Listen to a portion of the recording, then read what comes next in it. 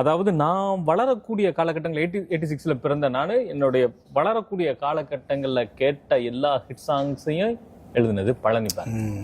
எனக்கு அது பெரிய ஆச்சரியமா இருந்துச்சு. எனக்கு தெரிஞ்சு 97ல இருந்து ஒரு 5-6 வருஷத்துக்கு ஒரு வருஷத்துல அதிகபட்ச பாடல்கள் லிஸ்ட் பழனி பாரதி. இல்ல 95ல இருந்து 2004 வரைக்கும் எனக்கு 2000 ஒரு கிட்டத்தட்ட ஏறக்குறைய ஒரு 10 வருஷம் அதிகமான பாடல்கள் எழுதுன. நீங்க இன்னொன்னு பாத்தீங்கன்னா ஃபர்ஸ்ட் சிற்பி கூட எஸ் ஏ ராஜ்குமார் கூட அதிகமா அவர் பயணிச்சிருக்காருன்னு சொல்லிட்டு இது பண்றோம். ஆனா லிஸ்ட் எடுத்து பார்க்கும்போது தெரியுது இளையராஜா கூட 67 படம் இருக்கு. ஆமா ஆமா ஆமா ஆமா. இளையராஜாவோட பாடல்கள்ல இவரோட வரிகள் அது என்னன்னு தெரியல, அப்படி உட்காருது அப்படி. ஏன்னா இளையராஜா வழக்கமா அவர் பாராட்டவே மாட்டாராமா. பழனி பாரதி என்ன ஒரு தடவை சொல்லியிருக்காரு, பேப்பர் இப்படி படிச்சுட்டு